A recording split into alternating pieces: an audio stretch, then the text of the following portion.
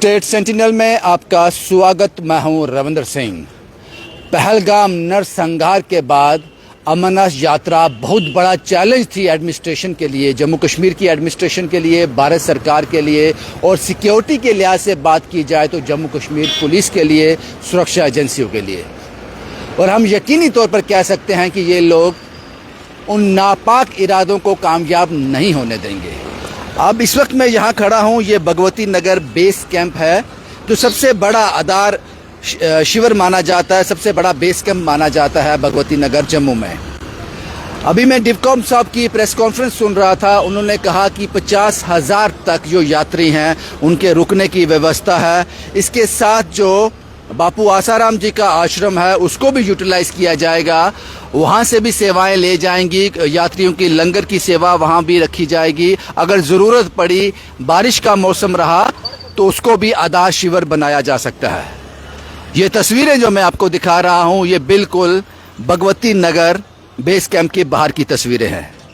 और उन्होंने ये भी बताया कि यात्रा को मान के चला जाए कि 30 तारीख को यात्रा शुरू हो जाएगी, लोग यहाँ आना पहुँचना शुरू हो जाएंगे।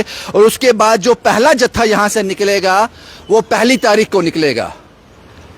1 तारीख को जो डिवकॉम साहब ने प्रेस कॉन्फ्रेंस में बताया। उसके बाद यहाँ हम आकर देख रहे हैं कि सिक्योरिटी के पुख्ता इंतज़ाम है, सिक्योरिटी के लोग अपना फ़र्ज़ बाखूबी निभा रहे हैं। सुरक्षा में कोई भी चूक नहीं है। हर तरह से इस चीज़ को समझा जा रहा है कि अमरनाथ यात्रा को हर हाल में बड़े शांतिपूर्ण ढंग से कामयाब बनाना है। और उसमें अहम रोल है जम्मू कश्मीर की एडमिनिस्ट्रेशन, जम्मू कश्मीर पुलिस का, जम्मू कश्मीर का, भारत सरकार का, और इस गंभीरता को समझ रहे हैं। लेकिन एक बात समझ नहीं आई जब हम यहाँ पे आए, जिस फैसिलिटी की बात एडमिनिस्ट्रेशन ने अपनी प्रेस कॉन्फ्रेंस में रखी, हम उसको ज़मीनी सतह पर चेक करना चाहते थे, लेकिन हमें इस गेट से अंदर जाने की परमिशन नहीं है।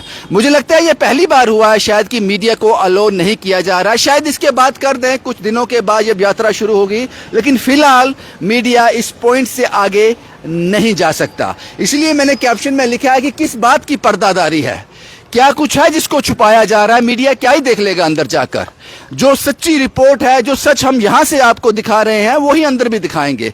लेकिन ये जो लोग यहां पर कर्मचारी हैं, इनको ऐसे निर्देश हैं कि मीडिया को इस पॉइंट से अंदर ना जाने दिया जाए। ठीक है, आपने अगर ये फैसला किया है तो सोच समझ कर ही किया होगा, लेकिन हमें तो रिपोर्ट करना है, हमें तो आप तक जानकारी पहुंचानी है। अगर हम अंदर जाकर वो व्यवस्थाएं जो प्रेस कॉन्फ्रेंस में बताई गई, अगर हम जमीनी सतह पे जाकर वो आपको बता पाते तो ज्यादा उसकी पुष्टि होती। लेकिन आपने जो भी किया वो सही ही किया होगा। लेकिन हमारी मजबूरी ये है कि हम इस पॉइंट से आगे नहीं जा सकते। कहते हैं कि मीडिया अलो नहीं है अंदर। ये बात मेरी समझ में आई नहीं। अगर एडमिनिस्ट्रेशन के समझ में आई है, सिक्योरिटी के समझ में आई है तो कोई बात जरूर होगी।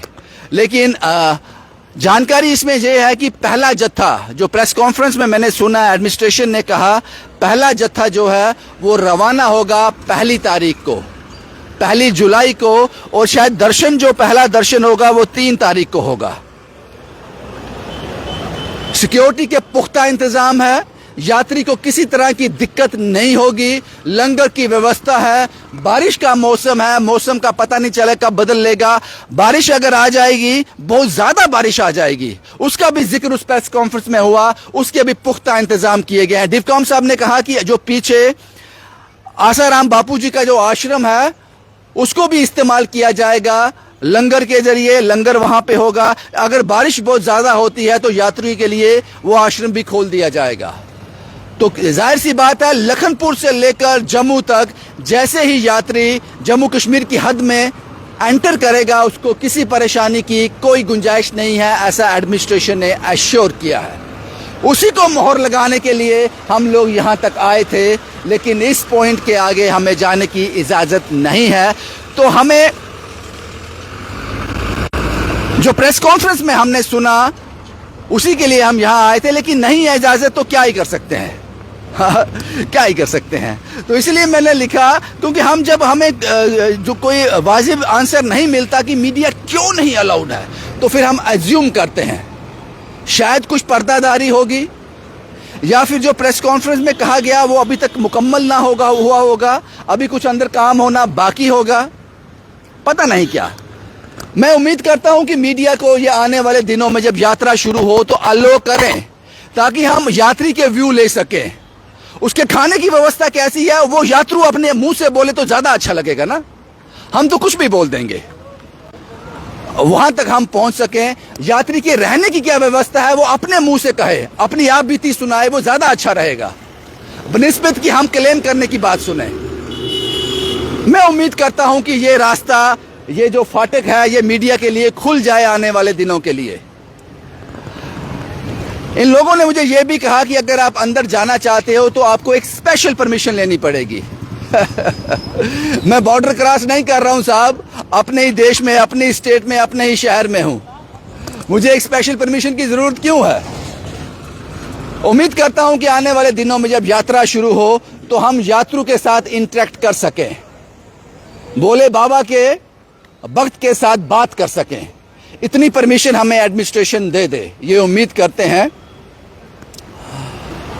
अब सवाल लेके जा रहा हूं यहां से। मैंने ये बता दिया कि सिक्योरिटी के पुख्ता इंतजाम है। मेरे पीछे आप देख सकते हो, यहां भी एक शायद सीआरपीएफ के लोग हैं या फिर जो भी है, सीआरपीएफ के लोग जो हैं ये अपना फर्ज बाखूबी निभा रहे हैं। उसके बाद जम्मू कश्मीर पुलिस के लोग, सिक्योरिटी के लोग, एजेंसियां, ये सारा अपना सिक्योरिटी के लिहाज से पूरा काम कर रही हैं। फिर भी कोई तो बात है जिसकी पर्दादारी है, जिसे हमें मीडिया की आंख को इस गेट से अंदर नहीं जाने दिया जा रहा। उम्मीद करते हैं कि ये रिस्ट्रिक्शन जल्दी हट जाए और हम आपको फैक्चुअल जो रिपोर्ट है आप तक पहुंचा सकें। शुभम कुमार के साथ Ravindra Singh, the state sentinel के लिए।